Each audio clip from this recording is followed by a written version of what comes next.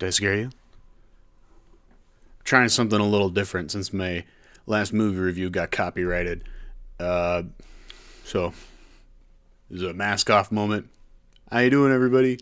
So, a couple days ago, I watched Scorsese's Mean Streets for the very first time ever, and I thought it was pretty good. And then just last night, I watched another movie called Ice Cream Man. I'm not sure if you've heard this movie, but it was not good. In fact, it was bad. Um, and I don't know. I thought it might be fun to kind of like uh, do like a dual little, I don't know, criticism of them or something. Um, and like I don't know. I mean, like starting off, they don't have anything in common. I just thought this might be silly. I think the only thing they really have in common is that neither of them really have a cohesive plot. It's just kind of stuff happening until it suddenly just ends. And yeah, I mean, they both involve like a deranged, crazy person, and that's pretty much it. But yeah, I mean, Mean Streets was actually really good. I don't know if I want to get too much into spoilers for that one, just because that one's actually really really good. Um, uh, I mean, like it's like a classic Scorsese film, and just like the even the way that he edits and the music that he puts in there too. It's also like Robert De Niro's like one of his first movies or something, like pretty wild. And he plays an actual like crazy crazoid. I don't know what to call him else other than that, but he like will fucking go on the top of buildings and like fucking fire off his pistol into the just out in the open, or like throw a bomb off of it just for fun. The very first scene of the movie is him blowing up a mailbox for literally no reason. I'd I'd say like if I were to critique the movie, I wouldn't say it's it doesn't feel like a mob movie, even though it's supposed to be like a mob movie. Um, Mainly just because like the mob doesn't feel like an organized thing. There isn't like an actual like mob family. Like there's members who are related to the the mob, but like other than that, there's no actual like mob activity that they're really doing. There's not a whole lot of like shaking down people for money. I think it happens, but like it doesn't really happen on screen. Um, like he owns a strip club, or like the main follows a uh, character named Charlie, Tony, and Johnny, but not Tony so much. Tony does is not really a huge character in it, but Johnny is played by Robert De Niro, and Charlie's played by another actor. I can't remember his name right now, but he's also pretty famous. He's in some good stuff. But it follows Charlie, and Charlie's uncle is with the mob, and I think he owns a strip club, like an underground strip club.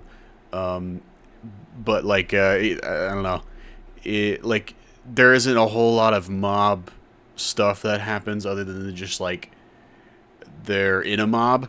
The story kind of just mainly like focuses around just Charlie sticking his neck out for Johnny, and Johnny kind of just being an asshole and owing everybody money and not fucking paying everybody because he's just a piece of shit, and doesn't want to pay anybody. And then I don't know, Tony's literally just there. He's just kind of like with them sometimes. Um, and the movie deals with like some kind of like moral dilemma between um, uh, Johnny and Charlie. Johnny being like this chaotic force that just on a rampage all the time. He's just breaking shit and having sex with whoever. And then Charlie is very much like a Christian or Catholic. He's very Catholic, and he goes to confessions and stuff, and he learns this thing that the pastor tells him the pastor tells him that when you go to hell, you experience two pains, one physical and one spiritual, and the spiritual pain is often the most often the more painful one of the two. And that is very much displayed in both Johnny and Charlie's character, because Charlie is facing like having to like put his back out and put his neck on the line for Johnny, but Johnny's just like a piece of shit and dumps him, and his girlfriend's a bitch and she's racist, but like and she's got weird nipples. I mean, like, he's dealing with some pretty fucking like spiritual torment, like, I'd say. But like, yeah, I mean, yeah, Charlie's the like one who's more of the spiritual guy, also in the sense that he's Catholic, but Johnny is not. And Johnny's a very physical person. He wants to have sex with this person. He goes and he has sex with that person. He wants to shoot a gun off a roof. He fucking does it. He throws a bomb in a mailbox just because he wants to do it. I mean, like, he's very physical, and he's very like what's ever in front of him is what he's gonna get. That's just who Johnny is, and it kind of shows that that at the end when they meet their certain fate. I won't say what it is because I don't want to get into spoilers, but they both meet their fates, and both of their fates feel very, like, one of them feels very like more like a mental burden, and the other one feels like a physical burden. And yeah, I mean, like, those two characters circulate each other, and then like Tony's part of it as well, kind of, but really his like whole emotional journey is that he like wants to have sex with a black lady, but like he's racist and doesn't like black ladies, and so he's like got a confusion boner. He's got his boner's a little confused, but I mean, I don't know, like, different time, I guess. They can't really do that in the mob, I guess. I don't know, reputation and everything. Tony's like a nothing character. I maybe just be stupid, and I can't really understand like actual like thematic analysis about it, but he just really felt like he wasn't even in the movie. He felt like he was just kind of there for a lot of the ride. Yeah, I mean, like, the basic thing about the movie is that it just doesn't really like the way that it presents its story to you is very Scorsese-esque, where it literally just shows you stuff, and some of the characters are progressing, but a lot of the things that it's showing you are literally just things happening, which is very similar to The Ice Cream Man, which is a movie about a killer ice cream man, and he doesn't like children. Or no, he likes children or something. I don't really know what the Ice Cream Man's about. I'm not gonna lie. It's like he's a murdering ice cream man. He goes and he sells ice cream to people, and he kidnaps them and turns them into ice cream. Because like if he grounds them into the dust, he is able to like put them in his ice cream. But yeah, I mean, like, it wasn't very good. I feel like if I spoil it, I'm not going to give away too much of it just because it is just not a very good movie. But the funny bits in it are still funny. So, I mean, if you like shitty horror movies, this is definitely one for you. Unless you've already seen it, I guess. I mean, like, I would not watch it again, personally. Funny enough, I actually do remember wanting to watch this with my cousin when we were like itty bitty babies, like 9 or 10 or something. His mom just let us watch whatever on the TV, and we wanted to watch The Ice Cream Man because the name sounded stupid, and we played the first 4 minutes of it, and he has cockroaches and shit in his ice cream, and there's this the opening scene. It opens up with the Ice Cream Man giving ice cream out to kids, and he just gets fucking mowed down in the street by just like some fucking limo that pulls up and just fucking like and he just dies. They murk him on the street for some reason. I don't know. I guess he had some beef with some gang members or something. But they just mow him down in front of the kids, and I remember that freaking the hell out of me, and it made me scared of ice cream trucks. We never finished the movie. We only watched that bit of it. Yeah, I do remember being kind of afraid of ice cream trucks. But like, they gun him down, and Gregory is the guy who eventually becomes the murdering ice cream man, and rather than just the murdered ice cream man. And he's like, who's gonna give me ice cream now? Like that. And the uh, Gregory has to go to an insane asylum, and Gregory has to go to an insane asylum, but they're not giving him a treatment. They're just taking this giant syringe of green liquid and stabbing it right into his brain, and like, just that's like the whole treatment that they give him. But the yeah, Gregory grows up and he becomes a murdering ice cream man, and it kind of a lot of parts it makes you think like he's killing kids, but he actually doesn't kill a single kid. He kills a dog at the very first part of the movie, and he like grinds it up and stuff. I think actually that's the part where we stopped watching, is when he killed a dog. My previous self did. My younger self is what I mean by that, not like my, I don't know, whatever. Yeah, I mean, like, yeah, I mean, yeah, he cuts up a dog and he puts it in a little meat grinder thing, and he turns it into ice cream and feeds it to people. And he kills a couple of police officers and just a random like a guy in the park who's cleaning the park, and he kidnaps a kid, but it's not really shown how the kid like escapes, but he does escape, and he just lives out. He lives out in the forest for like a whole week. I'm kind of jumping around the plot a little bit, but basically what happens is there's this. It starts off with this kid who wants ice cream, and the ice cream man is like a fucking jerk to him for some reason. He's like, "Hello, boy. You want a bush pop?" And the boy is like, "Yeah," and he's like, "Go ahead, take it. Take the bush pop. Take the bush pop. We say please around here." And the kid takes it after he says please. And then later the ice cream man finds him in the park and and kidnaps him, and or maybe he just witnesses a murder. I don't remember. I thought the ice cream man picked him up and like kidnapped him, but they didn't show how he escaped the ice cream man. And later the skinny kid who's playing the role of a fat kid finds the first kid, the bullied kid, and he's just hiding out in the forest, and apparently he's been gone for like a week, and everybody was like, "Where were you?" And he's just like, "The ice cream man. I don't want him. I don't want him near me."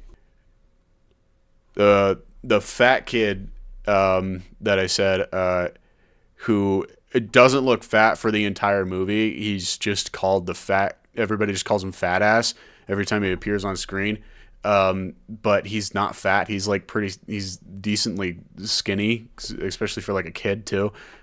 He's like, his name's Tuna. That's like one of the only characters I remember. I remember Gregory, Tuna, and Small Paul. And Small Paul didn't really play a whole role in it, other than he kind of looks like Macaulay Culkin, the Home Alone kid, and he's like, whatever. He gets kidnapped at the very beginning of the movie, but then he becomes friends with Gregory, the ice cream man, and Gregory shows him how to make ice cream, or how he makes ice cream. I don't know if he ever shows him how to kill people, but I'm assuming he did. Yeah, I mean, like, I literally cannot remember what happens in between the parts where Small Paul gets kidnapped and where the movie ends, when Gregory the ice cream man like goes on his like final psychotic like rampage, and he kills like two police officers, and he's like holding their heads on ice cream cones. Yeah, I can't remember like anything else of it. I do remember there was a part where the police officers, they get a warrant to search Gregory's place, and Gregory's like, what are you doing here? I just make ice cream. And then the police officer's like, search it, boys. And then they come in and they break fucking everything for no reason. They come in with actual firemen's axes and just fucking smash everything. Like even just like they literally like elbow a picture frame for literally no reason. They're just fucking doing that. And then they leave and they're just like, well, boys, I guess we didn't find anything. And then Gregory's like, I don't understand. All I do is make ice cream. I don't understand why you would do this. And the police chief says like, those are lovely dandelions. What's your secret to keeping them healthy and making them look good? And he says like, I use fertilizer that I use ground up cops. I grind up cops and I turn them into fertilizer. That's how they get to look like that. But the dandelions that both of them are talking about are plastic. They're plastic dandelions in the ground. So it's why the fuck is the cop looking at these plastic dandelions and thinking that they're real? But and also the ice cream man just threatens the police chief just blatantly, and the police chief goes like, funny, and it just goes back into his truck and drives away. And then when he's in his truck, he's like, keep tabs on this Gregory guy. Seems a little fishy. I think we might want to do a background check too. It's like, you got a fucking warrant. You didn't do that before you came and smashed his shit up?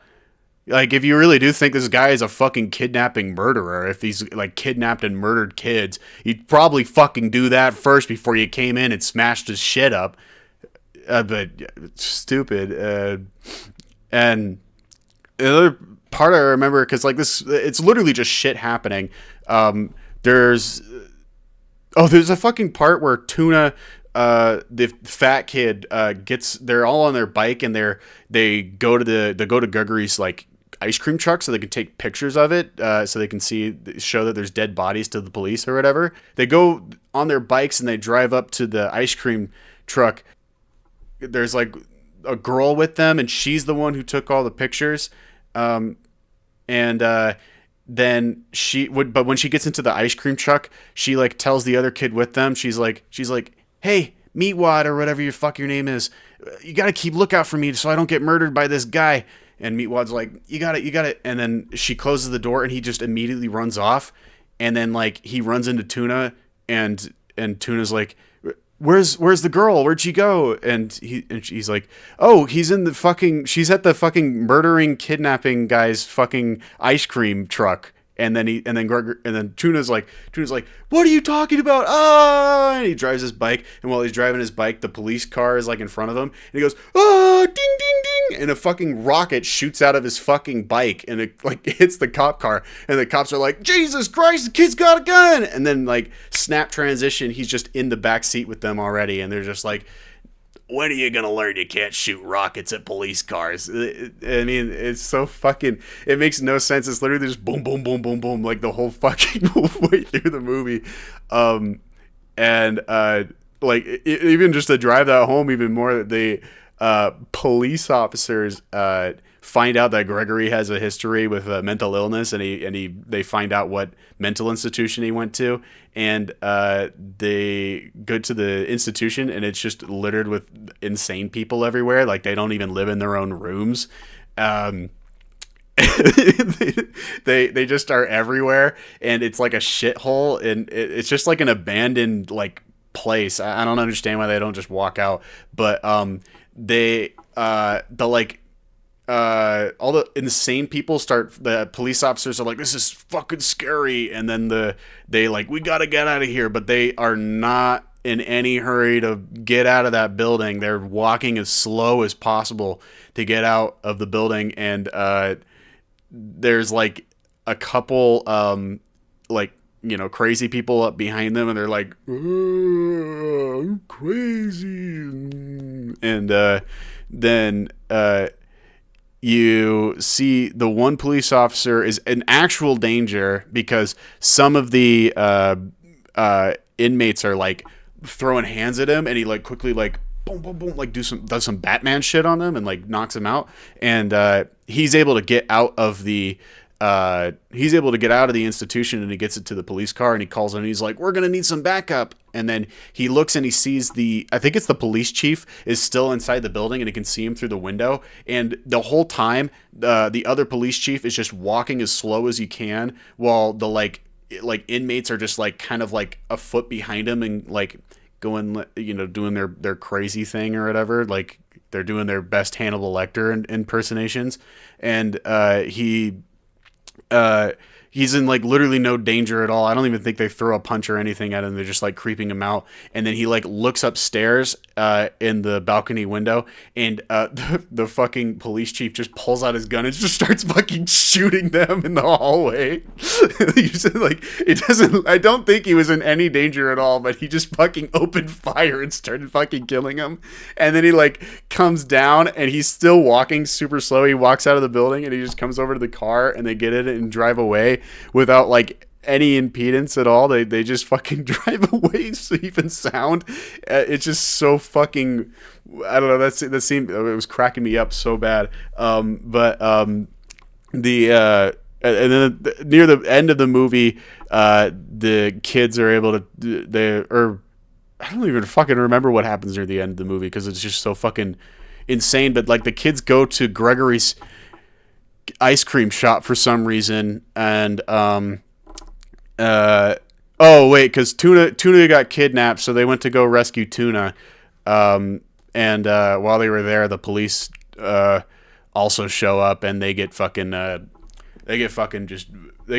on the head by the ice cream man. He bonks him on the head with like two ice cream scoopers, and I don't know. My favorite part of the movie is when the ice cream man he's killed two of previous officers, and he put these ice cream scoopers in their like neck holes, and he's like holding them like ice cream cones as he's walking around, and he's like puppeteering their mouths, and he's like cracking jokes while he's doing it, and he says he's like wow, that's kind of brain freeze. Huh. Make sure you don't get a sweet tooth after this. And then he just goes, shut up. You're not funny.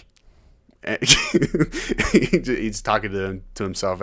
That part really cracked me up. I can't do it justice, but yeah, that part really cracked me up. And yeah, but then he takes out the officers, and then Small Paul, who's been just living with the ice cream man the whole time, holds up a picture of the ice cream man, Gregory's like role model. His name was the Ice Cream King, and he holds up like a picture of him, and Gregory like does this like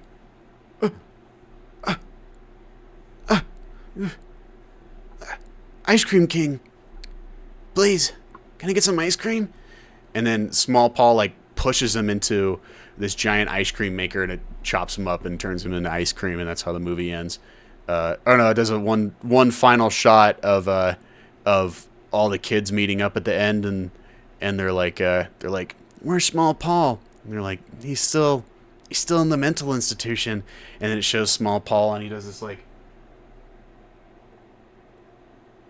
and he's like got a little fucking ice cream man suit on, and he's making ice cream as if he's now going to like become the next crazy ice cream man and just continue this cycle of chaos or whatever. It was stupid and goofy. But I mean, like, to tie it back to Mean Streets, to make both of these movies kind of connect a little bit, they both have like tragic characters who face untimely ends. You got Charlie and Johnny, and Johnny being the careless one who's a murderer and throws away every chance he gets, and Charlie being the like misguided saint, I'd say, almost, as him trying to help Johnny get out of his stupid situation he's put himself in, but Johnny not wanting any part of it. I'd say that's kind of like the other way around with, I don't know, I can't really connect these two movies. They're both I mean, Ice Cream Man's fucking stupid, but Mean Streets is pretty good. But, I mean, like, between, like, Small Paul and, Gregory, I forgot his name, Small Paul and Gregory, they have a kind of a similar dynamic with each other, and in the sense that they one of them is like good. I don't know. I'm bullshitting right now. I'm pulling shit out of my ass. I don't know what I'm talking about.